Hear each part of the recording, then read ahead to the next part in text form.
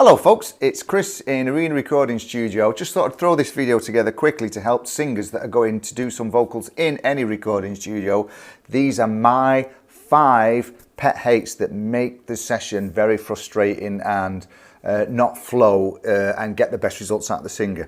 The first one is a really simple one, but I see it so many times, is when a singer will record a phrase and they put the letter H in front of words that don't have an H, like I, and they'll go, I wanna see you. There's no H there, or and I love you so. It's not and I love you so, it's and I love you so. So please don't put H's. It sounds karaoke, it sounds amateurish, and just drop those H's and don't add them on the words that they should not be there on. All right, so that's rant little 1 out of the way. Number 2 is reading lyrics. I get singers who write songs and come in to record their vocals, and they've got the vocals on the phone or on a printed piece of paper. Now to me, if you have written a song or you're recording a vocal, you need to know those lyrics off by heart. When you're reading your lyrics, what happens is your processing power is also filtered down to read the lyrics, whereas really what you want is all your processing power focusing on the vocal performance. So learn those lyrics off by heart. It really does have a huge impact on the quality of your vocal takes, okay? Number 3, a really simple one. Chris, I've got no water. Have you got a bottle of water? Because most singers talk like that, you know. And that, to me, it's a fundamental. Keep your vocals hydrated. Sometimes I'll tell the singers if they'll sing a verse and a chorus and there's a little bit of a break, keep the top off the water, have a sip, and then sing the next verse again so that your vocal cords are continually hydrated. Again, it has a massive impact on the quality and tonality of your vocal recording. So plenty of water at hand, and normally in between takes, get a good sip. Every opportunity I get the students in the studio, I get them used to working with a bottle of water in the hand where they just take a sip in between vocal lines or choruses or bridges, etc., or even after the song. So it's very important to keep those vocal cords hydrated, okay? Number 4, one of my big pet hates this, and this is definitely a no-no. I set the microphone up for that person's voice.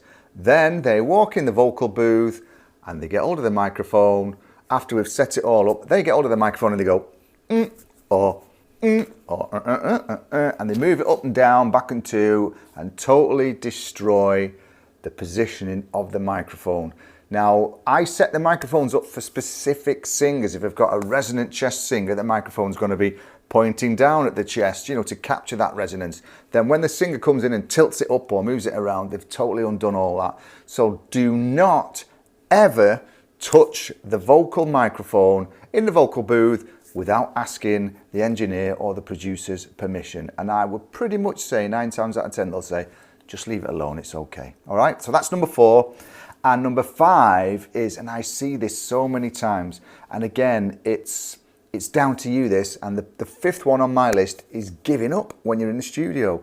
You know, and that's due to lack of practice. If you find something difficult when you're recording a vocal, it's probably because you've not put the effort and the time in to get those elements of that part of the song that you find difficult in a good place, whether it's vocal fitness, whether it's range, if it's beyond your capabilities, or your tonality is not right and you're tensioning up or straining. This causes anxiety, you get stressed in the vocal booth, and then I see this, oh, I just can't do it. I just can't do it. I'm not good enough.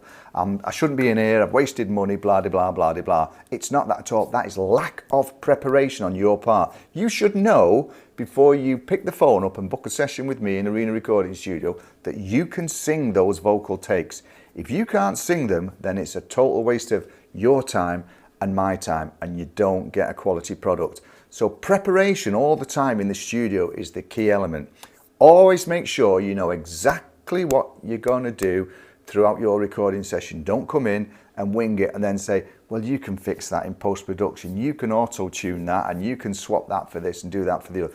It's not about that. It's about capturing the best take we can, and the only way that happens is by having the vocalist in a comfortable and relaxed place. And if you're stressing over what you're going to deliver as a singer, then you're going to deliver something that sounds absolutely crap. So make sure that you are prepared. So number one, again, a quick recap. Drop those H's, don't sing, "And I love you so." Reading lyrics, again, your focus is not going to be on the voice and the performance. It's going to be reading. You're filtering down these skills that we're trying to do.